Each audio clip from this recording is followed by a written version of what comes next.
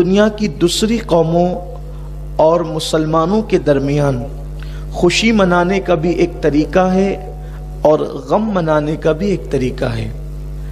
عید کے دن بہت ساری وہ چیزیں جو اور دنوں نہیں کی جاتی، اسلام نے عید کے دن اس کی چھوٹ دی ہے، اجازت دی ہے۔ جیسے مثال کے طور پر اللہ کے حبیب صلی اللہ علیہ وآلہ وسلم نے حبشی غلاموں کو مدینہ منورہ کے اندر کھیل کرتے ہوئے، کرتب دکھاتے ہوئے ان کو اجازت عطا فرمائی ہے کہ تم یہ کر سکتے ہو۔ کسی نے عرض کی یا رسول اللہ یہ حبشی کرتب دکھا رہے ہیں، اللہ کے رسول نے فرمایا چپ رہو، آج عید کا دن ہے۔ کوئی دف بجا کر کے خوشیوں کے گیت گا رہا تھا، کسی نے شکایت کی یا رسول اللہ یہ بچے دف بجا رہے ہیں اور خوشیوں کے گیت گا رہے ہیں۔ حضور فرماتے ہیں انہیں خوشیوں کا اظہار کرنے دو کیونکہ یہ ہماری عید ہے۔ یعنی عید کے دن اظہار خوشی کے کچھ طریقے بتائے گئے ہیں۔ دسترخوان کو وسیع کرنا، اسی طریقے سے ہمیں دیکھ کر کسی کو محسوس ہو کہ آج ہم بہت خوش ہیں، آج ہم بہت خوش ہیں۔ آپ دیکھیں مہینے بھر روزے رکھے، لیکن اسلام کہتا ہے کہ عید کے دن روزہ نہیں رکھنا۔ اگر عید کے دن روزہ رکھیں گے تو آپ کو ثواب ملنے کی بجائے گناہ ملے گا۔ اور دنوں بھوکا رہنا عبادت ہے، آج کھانا عبادت ہے۔ اور دنوں پیاسا رہنا عبادت ہے، آج پینا عبادت ہے۔ آپ توجہ کریں کہ اللہ تبارک و تعالیٰ نے آج کے دن چھوٹ عطا کی ہے، آج کے دن کو خوشیوں کا دن قرار دیا ہے، لیکن خوشی میں کوئی اپنی حد کو پار نہ کرے۔ اسلام نے ہر چیز اعتدال سے عطا کی ہے۔ ایک عید ہے ہماری، آج اس عید کے متعلق بہت مختصر، تاکہ ہمیں وقت پر نماز بھی شروع کرنا ہے، بہت مختصر عرض کروں کہ نبوی عید کیا ہے، مصطفیٰ جان رحمت صلی اللہ علیہ وآلہ وسلم نے کس طریقے سے عید منائی۔ آقا کریم صلی اللہ علیہ وسلم نے فرمایا استطاعت کے مطابق قیمتی کپڑا پہنا جائے، یعنی ایسا نہ ہو کہ آپ کی استطاعت ہے، بہت اچھا کپڑا آپ پہن سکتے ہیں، اس کے باوجود بھی آپ جو ہے وہ یوں ہی پھٹے پرانے اور دھلے ہوئے کپڑے پہن کر آ جائیں۔ نہیں، اگر اللہ نے نوازا ہے تو آپ جو ہے وہ اچھے کپڑے پہنے، نئے کپڑے پہنے، نئے میسر نہ ہو تب دھلے ہوئے پہنے، لیکن کپڑے اچھے پہنے، اس لیے کہ عید کا دن ہے، آج عید کا دن ہے۔ اللہ اپنی دی ہوئی نعمت کو تمہارے وجود پر دیکھنا چاہتا ہے۔ لیکن معاذ اللہ اب عید مسلمانوں کی ایسی ہوتی جا رہی ہے کہ دوسروں کے مذہبی تہواروں میں اور مسلمانوں کی عید میں اب کوئی بہت زیادہ فرق نظر نہیں آتا۔ ہم عید کے دن صرف ایک کام کرتے ہیں جو سنت ہے، جسے دگانہ کہتے ہیں، نماز عید کہتے ہیں، اور جیسے ہی عیدگاہ کو ہم پار کرتے ہیں پھر ہم اپنی حدوں کو توڑ دیتے ہیں۔ اگر ہمارے سروں پر ٹوپی نہ ہو، ہمارے چہروں پہ داڑیاں نہ ہو، تو کوئی محسوس بھی نہ کرے کہ یہ مسلمان ہے یا نہیں۔ آپ سے میں پوچھنا چاہتا ہوں میرے پیارے آقا صلی اللہ علیہ وسلم کے پیارے دیوانوں، جس قوم نے مہینے بھر تک کے روزے رکھے، جس قوم نے مہینے بھر تک کے تراویح پڑھی، جس قوم نے مہینے بھر تک کے رب کی بارگاہ میں آنسوؤں کی سوگات پیش کی، اگر پھر اسی قوم سے عید کے بعد سنیما گھر پر ہو جائیں تو پھر روزے کس چیز کا نام ہے؟ روزہ تو نام ہے لعلکم تتقون، روزے اس لیے تم پہ فرض کیے تاکہ تم متقی بن جاؤ۔ لباس بھی وجود پر اسلامی نہیں، سر بھی اب لوگ بناتے ہیں اور حجامت بھی کرواتے ہیں، تو اسلامی طرز کے مطابق نہیں۔ پتہ نہیں ہمارے جوانوں کو کیا ہو گیا، اسلام کی دی ہوئی نعمتوں کو اب وہ اپنے لیے کافی نہیں سمجھ رہے، اللہ ماشاءاللہ ہر چیز نہیں لانا چاہتے ہیں۔ سر کا خط بنانے کا انداز بھی، جسے آپ حجامت کہتے ہیں یا کٹنگ کہتے ہیں، وہ بھی معاذ اللہ غیروں کی طرح، اور پھر صرف غیروں کی طرح نہیں بلکہ ایسے انداز سے اس کو اختیار کرتے ہیں کہ جس کی اللہ کے رسول صلی اللہ علیہ وسلم نے آج سے 1450 سال پہلے مذمت فرمائی تھی۔ عید کے لیے خصوصی کٹنگ کروائی جا رہی ہے. وہ کٹنگ کیسی ہے؟ کچھ بال بہت بڑے ہیں، کچھ بال بہت چھوٹے ہیں. اللہ کے رسول صلی اللہ علیہ وسلم نے ارشاد فرمایا آج سے 1450 سال پہلے کہ کچھ لوگ اپنے سر کے بال بختی اونٹوں کی طرح رکھیں گے، اللہ نے ان پہ جنت کی خوشبو کو بھی حرام کر دیا ہے. آج کے نوجوان لڑکے خصوصی طور پر اس طریقے کی حجامت کا اہتمام کر رہے ہیں. ان کو دیکھو، بدن پر باضابطہ طور پر جو ہے بیل بوٹے بنوائے جا رہے ہیں. کب؟ مسلمانوں کی عید ہے، اور چونکہ اب بدن پر بیل بوٹے ہوں گے تو اس کو بتانے کے لیے جسم کو ننگا رکھنا یعنی چھوٹے کپڑے پہننا بہت ضروری ہوگا، تبھی تو بیل بوٹے نظر آئیں گے. میرے پیارے آقا صلی اللہ علیہ وسلم کے پیارے دیوانوں، یاد رکھنا یہ مغربی تہذیب، یہ مغربی کلچر، یہ گناہوں کا ماحول تمہارے لیے نقصان دہ ہے. اللہ کے رسول صلی اللہ علیہ وسلم نے پورے کپڑے پہننے کو سنت قرار دیا ہے. اس کا فائدہ کیا ہے؟ اللہ کے رسول صلی اللہ علیہ وسلم ماؤں سے زیادہ مہربان، باپ سے زیادہ مہربان. ارے کروڑوں مائیں بفرض محال اگر کسی ایک بچے کی ہو تو کروڑوں مائیں مل کر کے اپنے بچے سے جتنا پیار نہیں کر سکتی اس سے زیادہ مصطفیٰ جان رحمت نے اپنی امت سے پیار کیا ہے. آقا کریم صلی اللہ علیہ وسلم نے جو طریقہ ہمیں بتایا ہے اس پہ ہمارا فائدہ ہے. آپ اندازہ کریں اگر آپ شارٹ کپڑے پہنتے ہیں جس سے بازو بھی نظر آتے ہیں، جس سے جو ہے وہ آپ کے جسم کے اعضاء نظر آتے ہیں، اس کا نقصان کیا ہے؟ اللہ کے رسول صلی اللہ علیہ وسلم فرماتے ہیں میری امت میں کثرت کے ساتھ اگر موت ہوگی تو وہ نظر کی وجہ سے ہوگی. آقا فرماتے نظر بد حق ہے، یعنی کسی کو نظر لگ جانا حق ہے. جادو اتنا نقصان نہیں پہنچاتا جتنا بد نظر نقصان پہنچاتی ہے. فرمایا گیا کہ جو نظر بد ہے وہ جانور کو لگے تو جانور ہانڈی میں چلا جاتا ہے، پتھر کو لگے تو پتھر ٹوٹ جاتا ہے، اور انسان کو لگے تو انسان قبر میں چلا جاتا ہے. اب یہ جو تم شارٹ کپڑے پہن کر جسم پہ بیل بوٹے بنا رہے ہو، یعنی لوگوں کی نظر تم پر پڑے. لباس تو اس لیے تھا کہ لوگوں کی نظر تمہارے وجود پر مکمل نہ پڑے، لباس اس کو روک لے، لباس تمہارے وجود کی حفاظت کرے. لیکن اب تم نے چونکہ اپنے پورے وجود کو ننگا کر دیا، شارٹ سے شارٹ کپڑے پہن رہے ہو، تو لوگوں کی نظریں تم پر جمے گی اور نظر بد لگے گی. اللہ کے رسول فرماتے ہیں میری امت میں کثرت سے موت نظر بد کی وجہ سے ہوگی. نقصان کس کا ہوا؟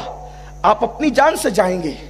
اللہ کے رسول صلی اللہ علیہ وسلم کے غلاموں، آپ نہیں دیکھتے ارے ابھی تو بیٹھا تھا ابھی مر گیا. کس وجہ سے؟ نظر بد کی وجہ سے. آپ نے نظر بد کو کیا سمجھا؟ جادو کرنے والا جب کسی پہ جادو کرتا ہے تو اس کی صلاحیت پر منحصر ہوتا ہے، یا تو جادو اثر کرے گا یا تو نہیں کرے گا.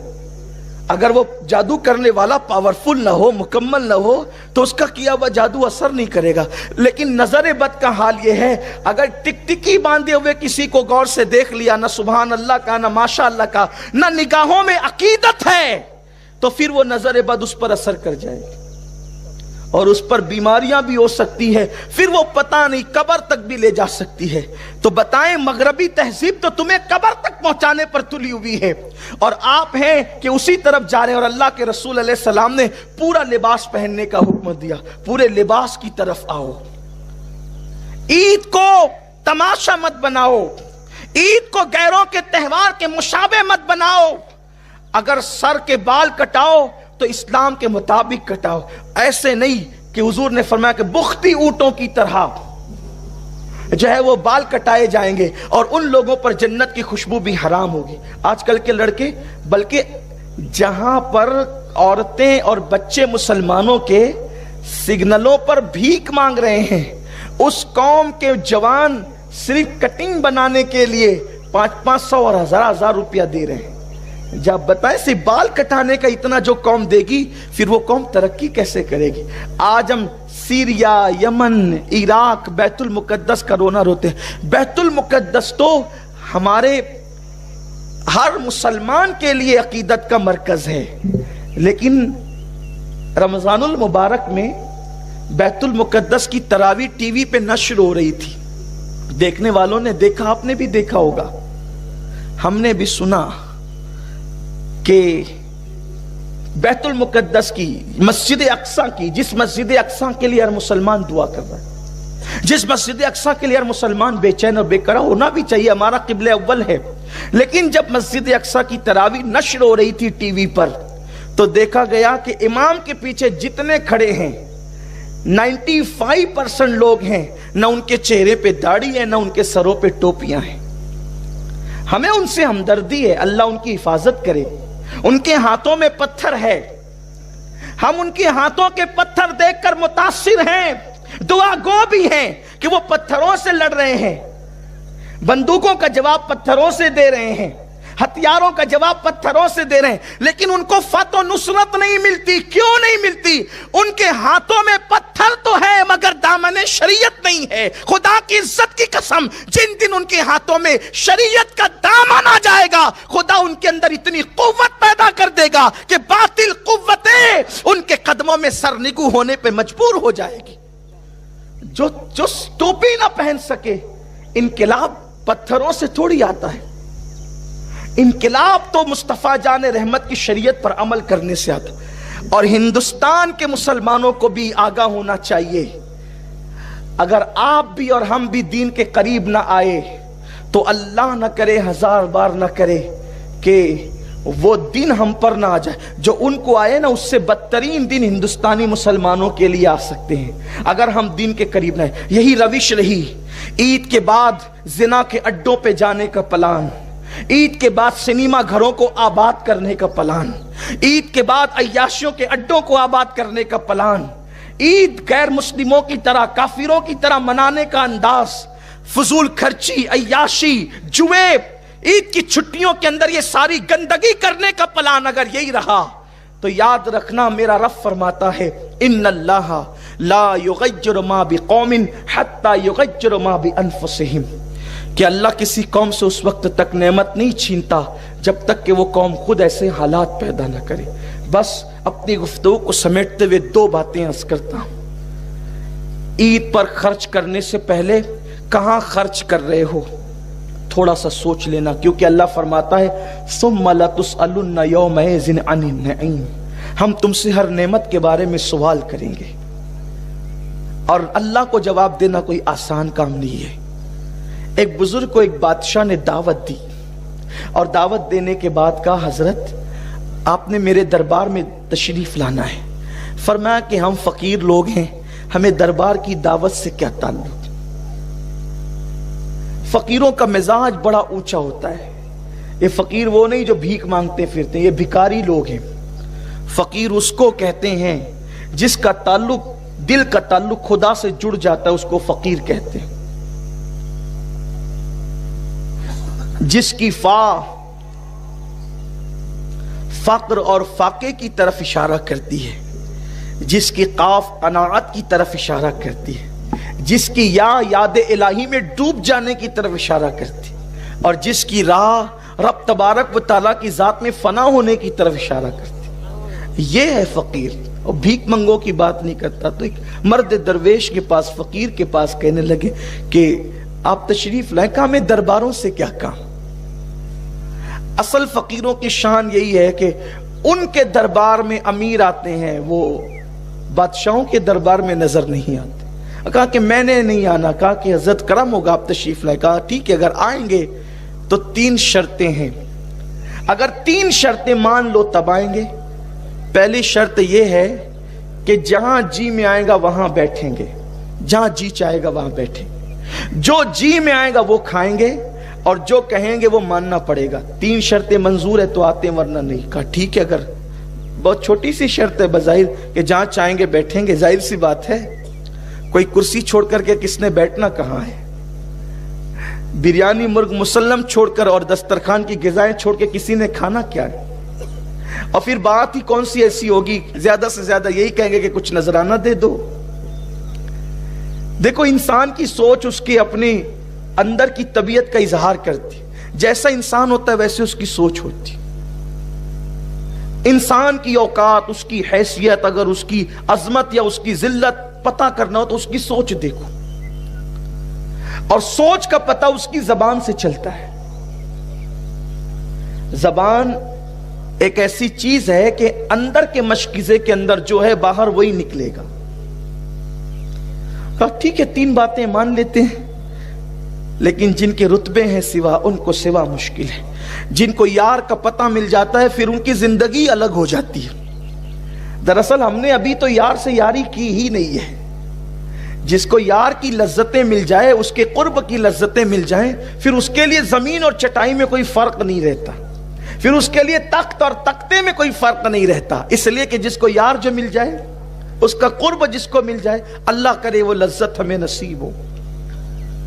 تشریف لائے تو پہلے سے لوگ آ کر بیٹھے تو کہ بادشاہ کی دعوت جو تھی، بادشاہ کی دعوت